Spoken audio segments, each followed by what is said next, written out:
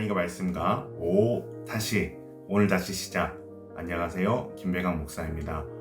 오늘 아침 함께 묵상할 말씀은 욥기 32장에서 34장까지 말씀입니다. 중심구절은 욥기 33장 29절에서 30절입니다. 실로 하나님이 사람에게 이 모든 일을 제삼 행하심은 그들의 영혼을 구덩이에서 이끌어 생명의 빛을 그들에게 비추려 하심이니라. 아멘.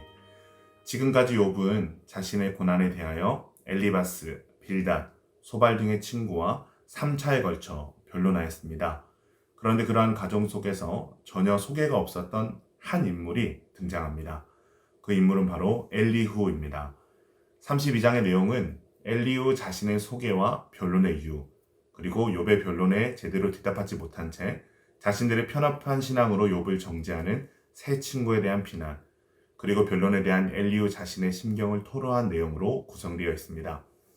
그렇다면 엘리후는 어떤 사람일까요? 먼저 엘리후는 거룩한 분노의 사람입니다. 엘리후가 변론에 참여하게 된 중요한 이유는 욥이 하나님 앞에서 자신의 의로움을 내세우는 것에 대한 진노였습니다. 또한 그는 예의와 신중함의 사람입니다. 엘리후는 욥의 세 친구들이 자기보다 연장자였기에 욥에게 말하기를 꾹 참고 있다가 신중하게 말을 시작합니다. 또한 엘리후는 욥을 비난하는 세 친구들에 대해서 용기 있고 소신 있게 지적할 수 있는 정의로운 사람이었습니다.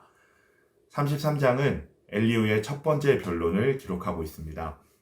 엘리후는 정직한 마음을 가지고 변론할 테니 자신의 말을 들어주고 진술하기를 욥에게 권합니다. 그리고 나서 욥이 주장하는 무죄에 대해서 완전하신 하나님의 의로움 앞에서는 우리 모두가 의롭지 못함을 주장합니다.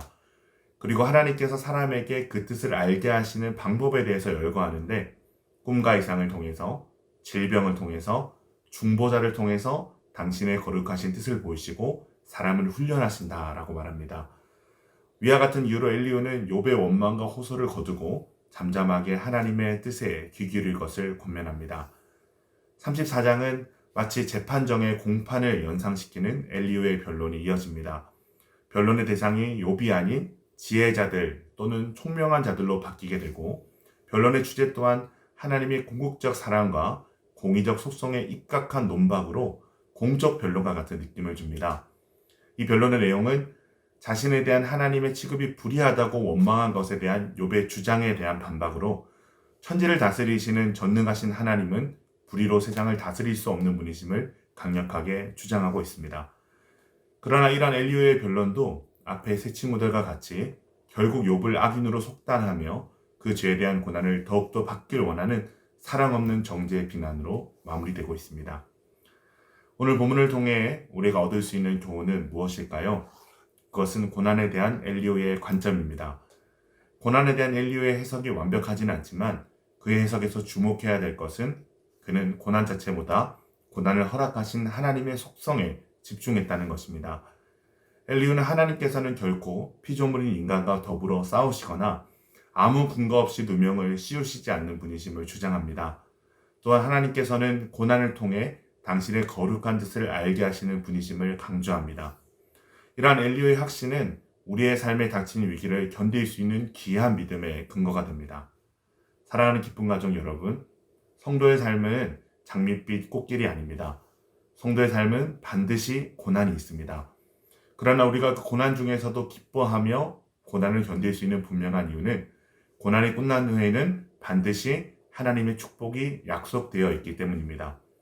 그것이 신앙의 성숙이든 거룩의 가정이든 하나님은 성도의 고난을 통해 우리를 더욱 아름답게 빚어가실 것이며 궁극적으로 예수 그리스도와 함께 약속하신 영광에 참여하게 하실 것을 우리는 믿어야 합니다.